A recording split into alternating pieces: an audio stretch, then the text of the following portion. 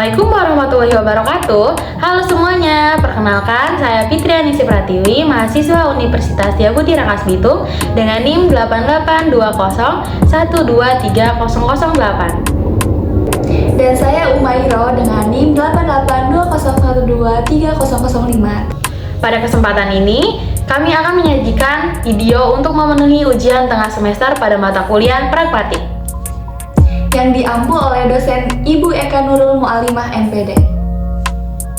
Di video ini, kami berusaha menyampaikan materi secara jelas, runtut, dan mudah dipahami supaya bisa jadi tambahan pengetahuan buat teman-teman semua.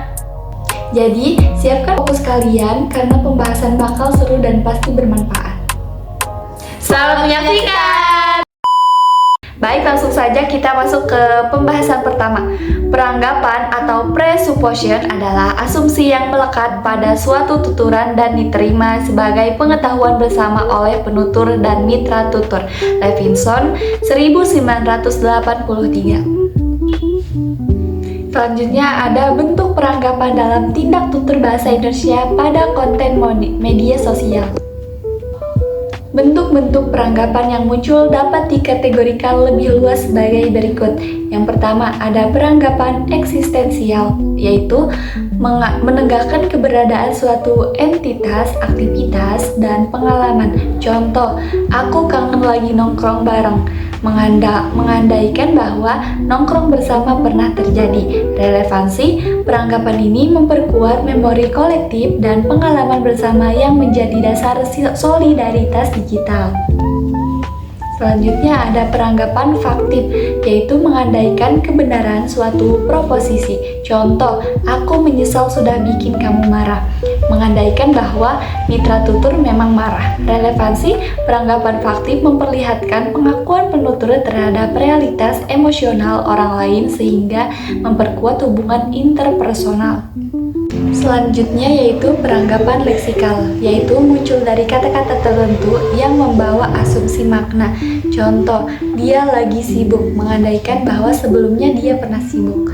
Relevansi, peranggapan leksikal memperlihatkan bagaimana pilihan kata dapat memunculkan pengetahuan implisit yang harus dipahami mitra tutur. Selanjutnya yaitu peranggapan struktural, muncul dari bentuk kalimat atau struktur sintaksis. Contoh, kapan kamu berhenti spam posting? Mengandaikan bahwa mitra tutur memang melakukan spam posting.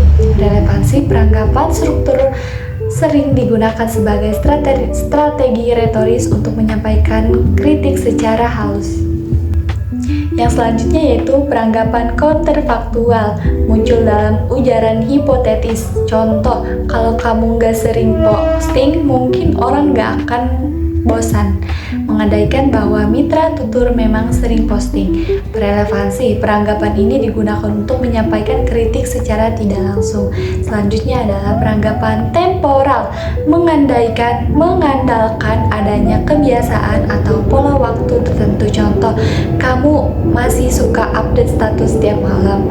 Mengandaikan bahwa sebelumnya memang ada kebiasaan tersebut.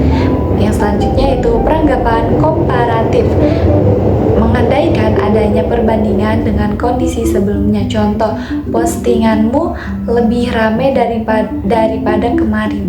Mengandaikan bahwa postingan kemarin kurang ramai. Yang selanjutnya yaitu peranggapan negatif, mengandaikan absensi atau ketidakhadiran. Contoh, sayang kamu gak ikut live tadi. Mengandaikan bahwa ada live sebelumnya dan mitra tutur tidak hadir. Selanjutnya yaitu fungsi peranggapan dalam membangun makna dan strategi komunikasi digital. Ada fungsi sentral sebagai alat efisiensi komunikasi. Dengan peranggapan, penutur tidak perlu menjelaskan semua informasi secara eksplisit karena mitra tutur dianggap sudah memahami konteks. Misalnya, komentar "maaf sudah bikin kamu bete", tidak perlu menjelaskan detail peristiwa yang membuat bete karena peranggapan sudah mengandaikan adanya peristiwa tersebut.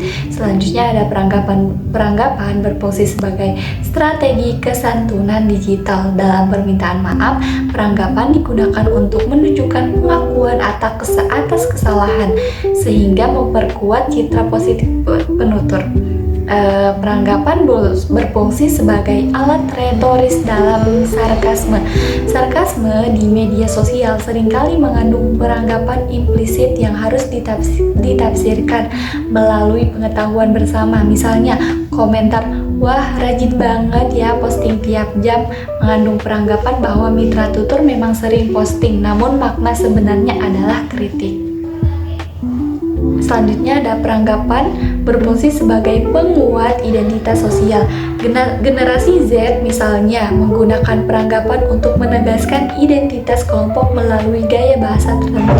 Padli DKK 2025 menunjukkan bahwa peranggapan dalam komunikasi digital generasi Z memperkuat solidaritas kelompok dan membangun citra diri di ruang publik. Peranggapan digunakan untuk menegur perilaku menyimpang. Dalam interaksi digital, peranggapan digunakan untuk menegaskan norma atau aturan yang berlaku. Misalnya, komentar "Kapan kamu berhenti nyebar hoaks?" mengandung peranggapan bahwa mitra tutur memang menyebarkan hoaks. Bentuk ini berfungsi sebagai kontrol sosial untuk menegur perilaku yang dianggap menyimpang. Dengan demikian, peranggapan tidak hanya berfungsi sebagai mekanisme linguistik, tetapi juga sebagai strategi komunikasi digital dan mencakup efisiensi, kesantunan, retorika, identitas sosial, dan kontrol sosial.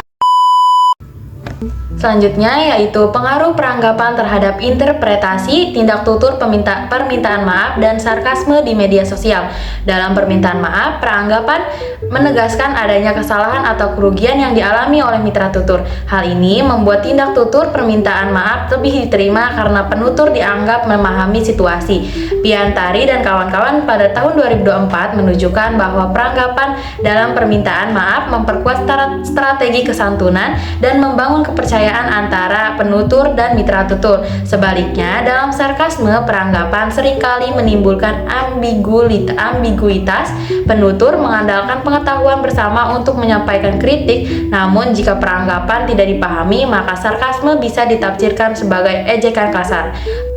Juwita dan Gaisa pada 2025 menekankan bahwa sarkasme di ruang digital bergantung pada peranggapan implisit yang dapat menimbulkan salah tafsir jika konteks sosial tidak jelas.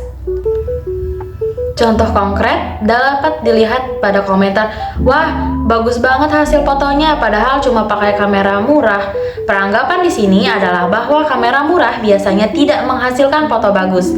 Jika mitra tutur memahami peranggapan ini, maka komentar ditafsirkan sebagai sarkasme. Namun, jika tidak, komentar bisa dianggap sebagai pujian. Hal ini menunjukkan bahwa peranggapan menjadi faktor kunci dalam menentukan apakah tindak tutur dipahami sebagai bentuk solidaritas atau justru sebagai serangan verbal. Dalam permintaan maaf, peranggapan dapat menimbulkan empati dan memperkuat solidaritas. Sebaliknya, dalam sarkasme, peranggapan dapat menimbulkan konflik dan polarisasi. Kesimpulan yang bisa diambil yaitu peranggapan dalam tindak tutur bahasa Indonesia pada konten media sosial terbukti memiliki peran penting sebagai mekanisme pragmatik yang membangun pengetahuan bersama antara penutur dan mitra tutur, sehingga komunikasi menjadi lebih efisien, relevan, dan bermakna. Peranggapan hadir dalam bentuk eksistensial, faktif, leksikal, struktural, hingga konterfaktual yang mempengaruhi interpretasi tindak tutur seperti permintaan maaf yang memperkuat solidaritas dan kepercayaan, serta sarkasme yang dapat menimbulkan ambiguitas dan kritik sosial, sehingga peranggapan tidak hanya berdampak pada aspek linguistik, tapi juga pada dinamika budaya digital, politik, dan sosial masyarakat. Alhamdulillah, kita sudah sampai di penghujung video pembahasan tugas pragmatik ini. Terima kasih banyak untuk teman-teman yang sudah menonton sampai akhir. Semoga apa yang kami sampaikan bisa menambah wawasan dan bermanfaat dalam proses belajar kita.